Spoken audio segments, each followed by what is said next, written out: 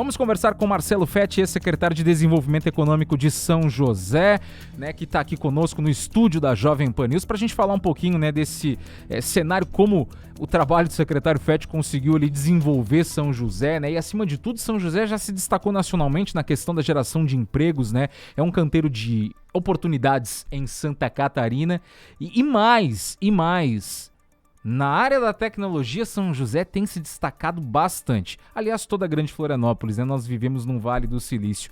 Secretário Fetti, ex-secretário, mas a gente fala secretário, né, em respeito ao cargo, aquela coisa do respeito que a gente tem a alguém que ocupa uma secretaria, né? Por isso, não estranhe se eu chamar secretário Fetti algumas vezes. Tudo bem, secretário Fetti? Bom dia e bem-vindo aqui ao programa. Obrigado pelo convite, obrigado pela oportunidade de estar aqui discutindo um tema tão importante aí na atualidade, que é o emprego, renda, oportunidade para as pessoas. Bom, São José, esses tempos aí, bombou nacionalmente, que é o seguinte, tá gerando vaga de emprego.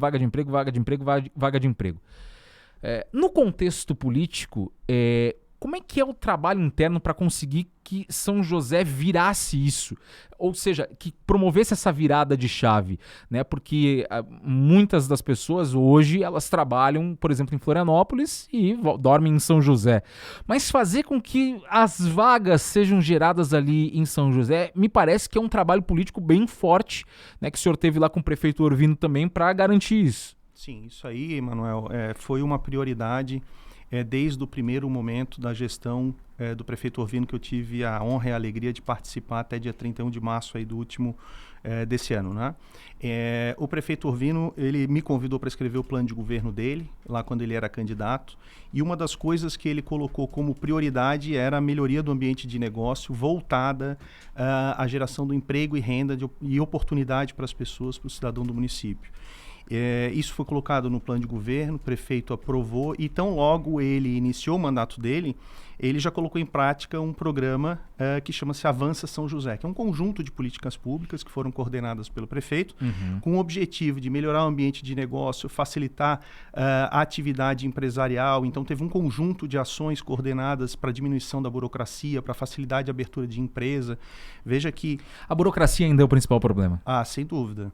Por que a burocracia é problema no seu ponto de vista? Porque a gente ouve isso rotineiramente, né? Em São José, em Biguaçu, Palhoça, você vai lá em Feira de Santana, vão dizer a mesma coisa. A burocracia continua o problema. O porquê que ainda é esse problema no seu ponto de vista? O senhor é empresário, vai nos saber responder, porque o senhor também agora teve recentemente do outro lado do balcão. Sim, eu entendo que tem uma questão cultural, né? Que remonta aí às nossas origens, mas também a nossa própria Constituição, ela já impõe uma centena de vezes a palavra direito e algumas poucas dezenas de palavra deveres. Então isso cria, assim, a necessidade de você estar tutelando todas as atividades, de você estar regulamentando todas as atividades, quando na verdade, na medida em que você diminui a presença do Estado no dia a dia das pessoas, a tendência é que você simplifique os processos e você consiga melhorar o ambiente de negócio, desburocratizar e fazer com que o empresário possa exercer a sua atividade e o mercado de alguma forma se regular, né? Mas eu creio que existe uma questão cultural aí que nos impõe e que é necessário que você ataque, que você possa mudar esse cenário para que o município, o Estado e a União como um todo possa realmente se desenvolver. Porque se você diminui a burocracia, por exemplo, em São José, como aconteceu, o município acaba por arrecadar mais, né? E isso é importante. Sem dúvida. Quem gera emprego, quem gera renda é o empresário, o empreendedor e não o Estado, né? Então, assim, você tem que ter uma certa parcimônia da presença no dia a dia da atividade empresarial, porque você não possa inibir aí o desenvolvimento da atividade empresarial, geração de emprego e renda. Diante de todo esse trabalho, para você que está chegando agora, estamos aqui com o ex-secretário Marcelo Fetti de São José. Diante de todo esse trabalho, né, que foi feito, que é um trabalho importante, né, para mudar os conceitos, mudar a cultura, e isso é difícil. Você às vezes vai lá e é uma pedreira. Eu imagino que o senhor deva ter se deparado diversas vezes com cenários bem complexos. Lograr os resultados, quer dizer, você transformar um município que não estava conseguindo gerar vagas de emprego num destaque nacional, ou seja, ganhou a coroa. Como é que é ver esse resultado virar a realidade prática? Primeiro é muito gratificante, né, indo para o final, e eu diria, Emanuel, que esse é só o início de você não muda a chave assim e os resultados aparecem já no primeiro ano. Você assiste os primeiros resultados, né? Mas eu vejo que o legado do que o prefeito Orvino colocou em prática já no primeiro ano da gestão dele vai ser observado nos próximos 10 anos, né? Hoje, o que se colhe é o número de empregos que foram gerados, principalmente depois de um momento de crise muito grande como o da pandemia. Agora, sim, o próximo desafio é emprego de qualidade, porque veja só o seguinte, Santa Catarina tem hoje uma das menores taxas de desemprego de sua história, né? Por outro lado, a renda média do trabalhador, ela diminuiu 5%, ou seja, as pessoas até estão trabalhando, mas quando chega dia 15, o salário acaba. Então, o desafio agora é o seguinte, como é que eu faço para que essa pessoa possa ter emprego e, consequentemente, renda de qualidade e que esse salário possa chegar até o dia 30 ou até o dia 5 do mês seguinte. Né? Esse é um desafio esse é um bem grande. desafio, exatamente, entendeu? Então, assim, o próximo passo das ações que estão sendo implementadas pela equipe que ficou da gestão do prefeito Orvino é justamente melhorar o emprego para que as pessoas possam ter um salário. Eu não sei se você sabe, mas a renda mínima necessária, segundo uma pesquisa que foi encomendada, é de R$ 5.900 por pessoa. Para sobreviver bem. Para sobreviver. Se a gente for considerar aí a parte de moradia, saúde, educação, alimentação. Então, assim, quando você pega que a renda média do trabalhador catarinense é de R$ 2.450, você começa a entender por que do número absurdo de pessoas endividadas. Porque essa diferença entre os 6.000 e o 2.400 é o consignado que o sujeito tem que fazer para poder fechar as contas no final do mês. É um exercício você conseguir fechar as contas que não é mole. Não é mole. Não é mole. Agora, por exemplo, vamos lá, São José conseguiu ganhar essa coroa, né? Mas ainda assim eu vejo ali que enfrenta o quê? Falta de mão de obra. Pode ter a vaga. Falta de emprego nesse momento não é. Tem emprego, tem oportunidade aí e tal. Mas e a qualificação? Tá faltando gente qualificada no mercado? Você tem, para o que a gente chama de nova economia, você tem um déficit de mão de obra qualificada muito grande, né? Então, veja, hoje você tem no setor de tecnologia em Santa Catarina 5.000 vagas em aberto. Né? Esses empregos, eles pagam uma remuneração média de R$ 6.000, contra 2.450, que é o salário médio da população catarinense. Né? O que precisa? Você precisa qualificar essas pessoas para que elas possam acessar essas 5.000 vagas. E mais, hoje, com a aceleração da transformação digital, com o efeito, o lado benéfico da pandemia, se é que existe um lado benéfico da pandemia, os empregos eles estão em qualquer lugar. Então, a pessoa que está aqui em Florianópolis ou que está em São José, ela pode estar trabalhando numa empresa no Vale do Silício, mesmo de Florianópolis ou de São José. Sim. Então, esse número de 5.000 vagas em aberto em Santa Catarina, na verdade, ele é muito maior, porque você pode estar trabalhando em qualquer empresa de qualquer lugar do mundo, né? No Brasil, hoje existe um déficit do setor de tecnologia que, volto a dizer, paga em média R$ 6.000, da ordem de 45.000 vagas em aberto. Até o final de 2030, serão 450.000 vagas em aberto. São oportunidades de emprego para quem está em Santa Catarina, mas para quem está em qualquer lugar do Brasil, com uma renda que aí sim atinge aquele mínimo necessário para a pessoa sobreviver. Chegar nessa renda necessária é bastante difícil. São José pode se destacar politicamente esse ano diante desses bons índices? Porque a gente tem bons índices de emprego, a cidade como um todo, né, tem avançado. O prefeito Orvino conseguiu resolver uma pedreira agora lá, que era a questão lá das lagoas de estabilização hipotecas. Ou seja, a gente consegue ver São José evoluindo muito positivamente. O senhor acha que São José se destaca positivamente esse ano? Sem dúvida. Primeiro, São José é a quarta maior cidade, né? O quarto maior colégio eleitoral de Santa Catarina. O prefeito Orvino, eu tive a oportunidade de ser secretário em Itajaí, em Palhoça e agora, recentemente, em São José, por alguns períodos, né? E eu posso lhe dizer que poucos gestores eu conheci tão preocupados em impactar positivamente a vida das pessoas quanto o prefeito Orvino. É muito o perfil dele. Eu creio que essa preocupação dele com a geração de oportunidade, de emprego e renda, pode realmente influenciar e criar aí um movimento positivo, de uma pauta positiva, de um modelo de desenvolvimento econômico aí para Santa Catarina que inspire outras regiões, outros estados e mesmo o governo do estado. Claro. O senhor Eu acredito que o senhor esse ano vai se dedicar também um pouco mais à política, né? Porque é um ano de eleições, é algo normal. O senhor é empresário, é um empresário de sucesso, desenvolveu ações de sucesso em São José, quer dizer, conseguiu transformar ali o município. Eu penso que o senhor está sendo tentado aí. Como é que está essa conversação política? Porque eu imagino que o senhor vai chegar em algum ponto, né, e vai definir aí quem que o senhor vai apoiar, o que que o senhor vai fazer, se vai ser candidato ou não, né? A cada 2 anos, assim, graças a Deus, a cada 2 anos a gente acaba sendo lembrado. E a cada 2 anos é sempre essa discussão de como que a gente pode efetivamente contribuir para um estado melhor, para uma cidade melhor, né? E agora a gente vem fazendo esse exercício de ver como é que a gente consegue contribuir melhor com um programa para o estado de Santa Catarina que possa realmente impactar a vida das pessoas.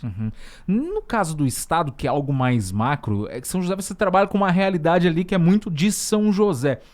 O estado de Santa Catarina tem muito isso, né? Cada lugar tem um jeito, uma forma, uma miscelânea de formas e contextos e culturas em Santa Catarina, e isso que torna Santa Catarina esse estado rico que nós somos.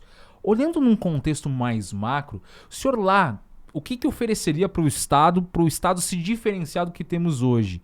Né, porque a gente vê aí discussões constantes aí sobre carga tributária, né, sobre a dificuldade em você conseguir abrir um CNPJ, como desburocratizar, o que o senhor pode oferecer para o Estado em torno disso e, acima de tudo, fazer com que seja mais atrativo investir em Santa Catarina?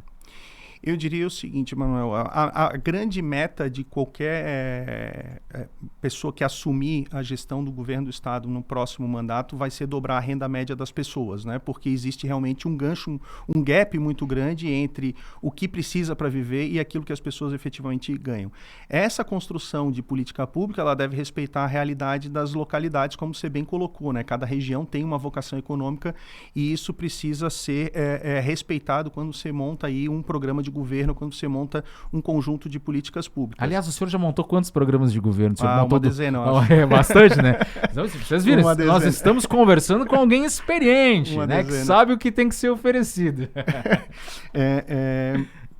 Mas assim, eu diria que hoje alguns dos grandes gargalos, né? O primeiro, sem dúvida, é a formação, né? A questão da mão de obra. Qualificar, né? Qualificar a mão de obra, independente, a gente fala muito do setor de tecnologia, mas todos os setores hoje precisam de uma política pública voltada à formação e qualificação da mão de obra. O governador Carlos Moisés fez uma ação muito legal, que foi o financiamento para que aquelas pessoas possam estudar. Então, você resolve um dos problemas, que é as pessoas poderem estar na sala de aula. Agora o próximo desafio é como é que eu faço para que as pessoas, as crianças e os jovens, elas queiram estar na sala de aula, porque se eu posso, eu tenho que querer também. Isso é que vai realmente fazer um impacto. O segundo ponto são as questões das obras de infraestrutura, né? Você tem gargalos de infraestrutura que impactam negativamente o ambiente de negócio.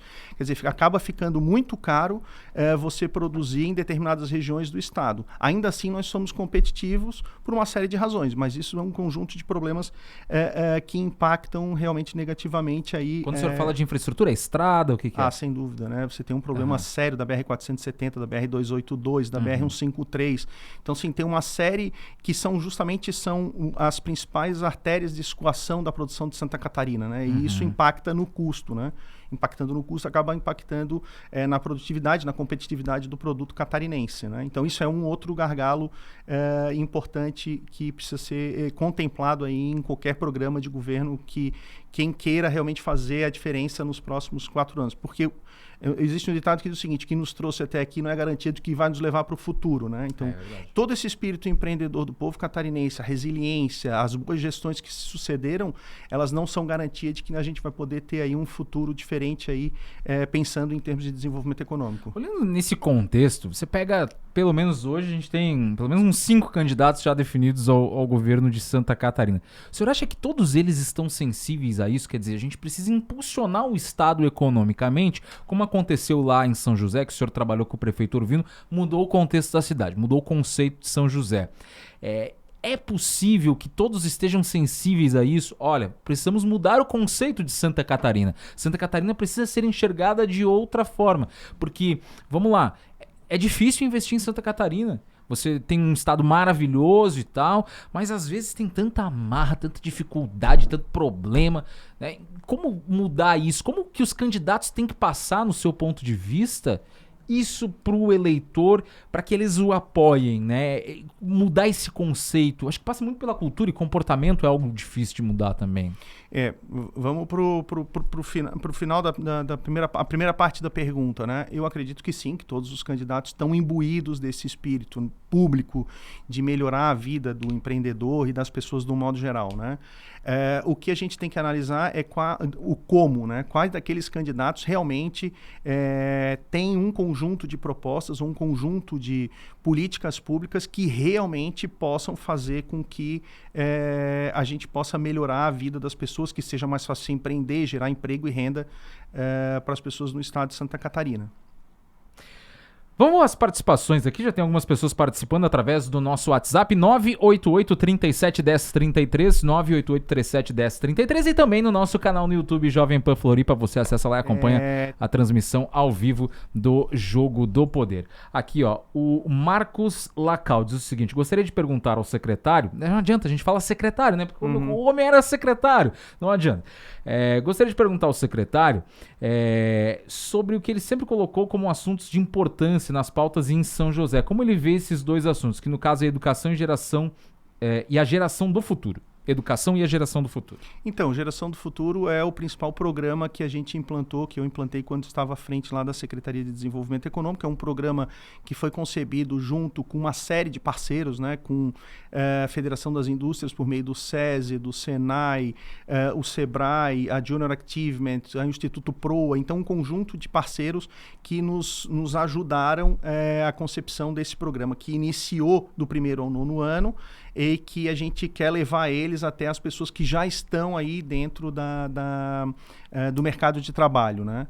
Então, assim, isso é uma prioridade absoluta nossa, é um programa que vem influenciando e que vem chamando a atenção de outros estados que gostariam de copiar esse modelo, porque pela primeira vez, até onde se tem notícia, a gente conseguiu criar uma jornada de formação que atende desde aqueles jovens, daquelas crianças de 6 anos, até aquela pessoa que está querendo de alguma forma se reinserir no mercado de trabalho, né? Que são aquelas pessoas que estão no mercado de trabalho, mas que ficaram de alguma forma de fora das novas tecnologias. E isso realmente é uma prioridade muito grande nossa e que a gente acredita que pode influenciar e impactar outras cidades, outros estados aí Brasil afora. Esse tipo de oportunidade que o senhor quer criar, vamos lá, essa oportunidade ela pode ser apresentada, por exemplo, por um projeto na Assembleia Legislativa. Tem alguns pormenores de projetos que às vezes tem que vir do Executivo e tal. Um deputado poderia apresentar um projeto assim de criar oportunidades como essas? Se não o projeto final, né, pelo menos as condições básicas necessárias para que você possa desenvolver um projeto como esse, né? Uhum. Se envolve orçamento, e se envolve algumas autorizações legislativas, que foi muito da parceria que a gente teve com a Câmara de Vereadores lá em São José. Então, assim, existe um conjunto de ações que cabe ao Legislativo e que poderiam realmente ser e que precisam ser contempladas pelo Poder Legislativo. O Gustavo pergunta: qual sua visão, secretário Fetti, sobre PPPs e ou concessões? Elas não seriam uma boa para diminuir o tamanho do Estado? Sem dúvida. Tem um conjunto de projetos de investimento que você poderia aí transferir para a iniciativa privada, que ele faria mais rápido, mais barato e com mais eficiência do que o poder público, né? O poder público ele é muito engessado, ele é muito difícil de se movimentar, né? Então você tem áreas aí em que as parcerias público-privadas elas estão surgindo como um grande diferencial. Qual que é a grande contribuição que o município, que o Estado, de um modo geral, precisa dar para que essas parcerias possam realmente sair do papel? Primeiro, a questão da garantia, né? Que isso é sempre um problema, quer dizer, qual que é a certeza de que o público vai pagar a contrapartida necessária num projeto de parceria. E segundo, a criação de um marco legal que dê segurança jurídica para que o parceiro privado possa realmente fazer o investimento. Hoje você tem, por exemplo, a questão da iluminação pública como um nicho de mercado em que as PPPs estão se desenvolvendo Brasil afora. Depois, você tem agora a questão do saneamento, você tem a questão dos resíduos sólidos, enfim, você tem projetos de infraestrutura que você poderia estar transferindo isso e desonerando o Estado de fazer esses investimentos, porque o privado faz mais rápido, mais barato e gere com mais eficiência. E eficiente, né? Porque o privado é muito mais eficiente, às vezes, que o próprio público. A gente vê aqui o aeroporto, por exemplo, né? Demorou para sair a concessão, mas hoje você pega o aeroporto, é maravilhoso. É um espetáculo. É um espetáculo. Entendeu? Você sai daquela caixinha de fósforo que nós tínhamos, aquele aeroclube que nós tínhamos antigamente. Para esse aeroporto novo, rapaz do céu, é algo totalmente diferente aí, né? Você vê aí uma diferença enorme. Bom, além disso, e eu queria complementar aqui ainda, né? Para você que chegou agora, estamos aqui com o ex-secretário de Desenvolvimento Econômico e Inovação de São José, o advogado Marcelo Fetti, né? Que está conversando aqui conosco. Também, o senhor trabalhou ali para ajudar a criação de vagas em Palhoça, como é que foi? Eu tive a oportunidade de ser secretário antes, de 2014 a 2017, eu tive a oportunidade de ser secretário de Desenvolvimento em Palhoça, né? Nós criamos um conjunto de ações lá, que a gente chamou na época de Inova Palhoça, que tinha como objetivo principal mudar o eixo econômico do município, né? Quando eu cheguei em Palhoça, o município, a gente fez um levantamento, fez uma série de pesquisas e o município, ele apresentava alguns números assim bastante antagônicos. Por exemplo, o município era o município que mais crescia na Grande Florianópolis, mas por outro lado era o município que tinha a menor renda média de todos os municípios da região. Nós éramos o 10º PIB e éramos o 79º IDH, ou seja, o município crescia, mas ele não se desenvolvia, porque crescimento e desenvolvimento são conceitos distintos. Por que isso acontecia na conclusão daquele estudo que a gente fez? Porque a pauta econômica do município era de muito baixo valor agregado, ou seja, a riqueza gerada ela não circulava. Qual que era o desafio naquele momento? O desafio naquele momento era como é que eu mudo o eixo econômico do município de uma economia intensiva, exclusivamente mão de obra, para uma economia intensiva em conhecimento e inovação. Daí surge esse conjunto de políticas públicas que a gente chamou de Inova Palhoça e que teve assim, alguns números bastante significativos de resultado e que continua até hoje. Palhoça hoje é um dos municípios em que o setor de tecnologia e de inovação ele tem mais representatividade, ele vem mais crescendo a parte de incubação, de pré-incubação, de empresas instaladas, de empregos gerados no setor de tecnologia, são números assim bastante relevantes. E também o impacto na conta pública, né? O crescimento do ISS nos últimos 5, 6 anos no município de Palhoça é uma coisa muito exponencial. E setor de tecnologia e inovação é muito ligado à arrecadação de ISS, né? Ah, com certeza.